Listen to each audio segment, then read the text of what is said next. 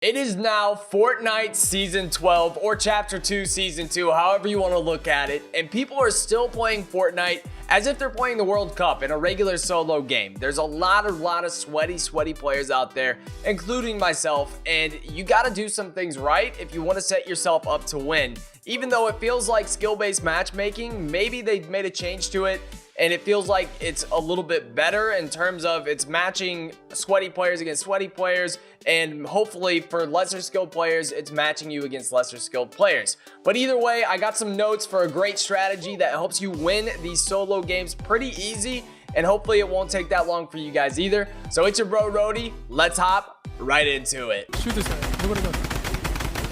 Oh my god, this is like when a creative guy posts a clip on Twitter and speeds it up like 1.5. Wow. Now, before we get into everything, let's talk about a couple of the things that were unvaulted and some of the changes here in the new season. We have the heavy sniper, C4, the drum gun, minigun. Those are just 4 of the things that have already been unvaulted. We've had silenced weapons as well that have been unvaulted. There's a lot of stuff that is new into the game, and I think it's actually really good for the meta, and here's why. It's great for the casual experience in the game. Now we have these things like C4 and remote explosives that you can use to just throw on a box and destroy somebody that is trying to camp or crank to high ground. We have more spam in the game, which might not be great for competitive, and I understand why some people might not like it for that, but I think it makes for an overall better casual game. So kudos to Epic for that. It's going to make a lot more fun gameplay and solos and squads and stuff like that, so I'm super excited to see that in the game. Also guys, if you're buying the battle pass, make sure you use somebody's creator code just real quick, and I just want to get into the strategy here. So what you're going to notice is me dropping at Steamy Stacks to start this game off. I think that you guys know there are all these new POIs. There's 5 new POIs, and with those, there are vaults with incredible loot because now there are mythic weapons in the game. You get the SCAR that's mythic, you got the heavy assault rifle, you got the drum gun, and these things are absolutely dominant. And so you're going to see a lot of people dropping at these new locations. They're going to be super contested, especially at the start of the season. So I don't recommend you guys drop at the new places. However, there's such good loot there that you want to be able to rotate into there once you have decent loot. So dropping at Steamy Stacks, you're going to see me get a few elims, or maybe I go even uncontested in some games because it's really convenient like that.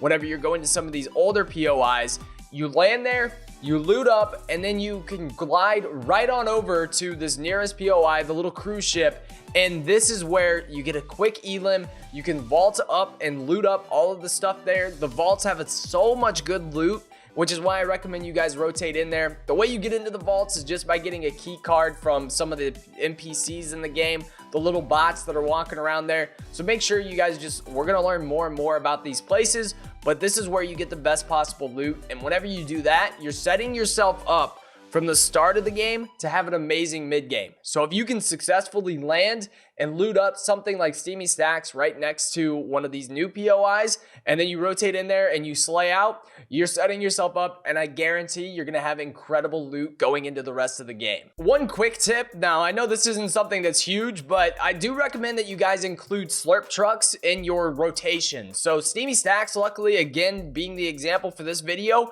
has a slurp truck right on the way. So after you loot up the cruise ship, and then you go back to Steamy and you try to rotate out, just hit up the slurp truck. One, it makes it to where you can tank more storm damage, but also it just guarantees you're gonna have maxed out shield coming out of there. And I think it's just a great thing and a great practice for you guys anyways, to just put slurp trucks as a part of your rotation around the map. And if not, fishing is still absolutely meta in the game, so try to include fishing in your loot route. I didn't do it in my winning game because I had 3 shield pots and 6 minis, but you do want to make sure that you're getting fish because heal offs, unfortunately, are still a thing in the game right now. I wish heal offs weren't, but they still are. Now let's talk mid-game fights, because this is the thing that is really going to set aside you guys from you're losing a lot of games and winning them. So let's just assume you made it off the start, you have some great loot.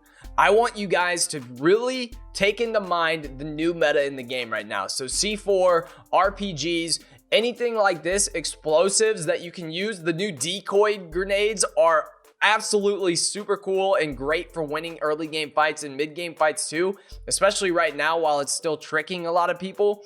So you want to use these things to your advantage.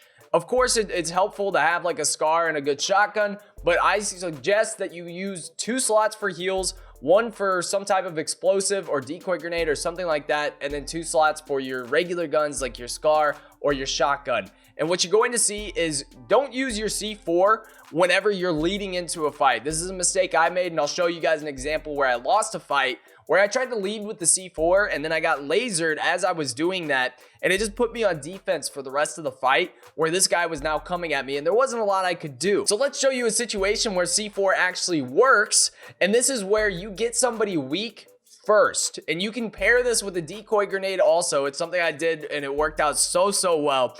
But what you want to do is you want to get them weak. The second they box up or they start to crank for height, that's when you lay 2 C4, just 2 remote explosives real quick, and you blow that up. And trust me, if you guys forgot how to use these since they haven't been in the game in a while, they work like a charm. And I used to hate them, but now with how sweaty the build meta is, I'm actually super stoked to see C4 back in the game. And you can call me a noob for that or a bot, whatever. I'm so pumped to see it back, and we have heavy snipers in the game too. So this just made the game so much more fun in public matches. I do want to make another quick note as well that traps have been vaulted in the game. There's no longer spike traps, so you don't have to worry about getting in somebody's box and they lay down a spike trap. So if you have something like a shotgun that is really good or a drum gun or anything like that, and you're on controller and you want to get in somebody's face, you can absolutely do this, and you're probably going to win that fight a lot of times if you take somebody by surprise. This is why we were just talking about the heavy sniper. The heavy sniper is going to be massive now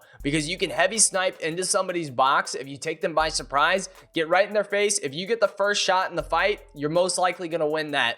And that's why, you know, without traps being in the game, this is something that we've never really seen before. I feel like traps have been around for a very long time, maybe since the start of Fortnite. I don't know if I'm right on that. You guys can correct me. But it's a huge thing, a huge change, and you guys need to keep that in mind with mid-game fights, that people are going to be trying to get in your face, and that's why you got to always be ready with your shotgun. Just be ready for somebody to just full-on send in your box. It happened to me a couple times today. Now that we've talked about these mid-game fights, what you guys should be really looking for, and just keep in mind that positioning, of course, is always key. Your rotations, you want to make sure you're setting yourself up on the next circle, especially if you have all this good loot, which you should from the start of the game if you follow the strategy correctly. Now you only want to take fights that make sense. If the fight makes sense, or you're getting a supply drop or something like that, that's the only case scenario that you want to be taking fights. Other than that, you want to be setting yourself up for the end game. Make sure you're good on fish or just heals in general, and try to find an RPG. Supply crates are amazing for this, especially going into the end game. Not a lot of people get supply crates. It's one of the surprising things that is overlooked in the game, is how important these supply drops are, especially going into the late game. So make sure you're getting one of those if you don't have an RPG.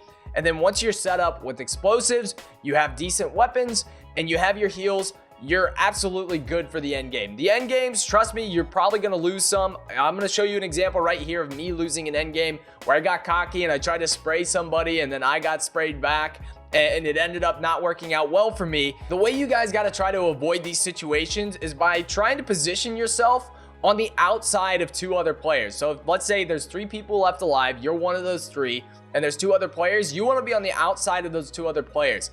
Watch this scenario where I actually win the end game, and I use my RPG to get myself some decent position. I shoot the RPG, and then that's when I start to relocate and move and rotate around the circle.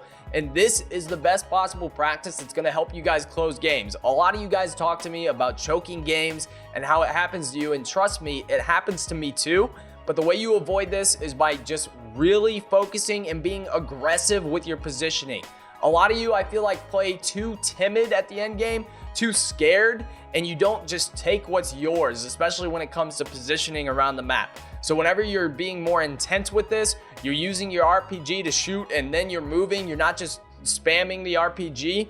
That's the stuff that's really going to set you aside, and then it's going to lead you to win these last battles because you're going to get some AR shots in too. Ultimately, this strategy is going to help you guys dub up and actually clutch up these end games. I'm not going to lie, I was a little disappointed by the update at first for this new season. I thought they didn't add as much as I thought they were going to, and I was a little disappointed at first. I'm going to be honest with you guys and as real as possible. But after playing it for a while and starting to really look through all of these changes, I'm actually excited for the casual play. I'm curious to see what's affected on the competitive side, but I think the game's going to be a lot more fun. But I'm also curious what you think, since obviously I'm only a content creator.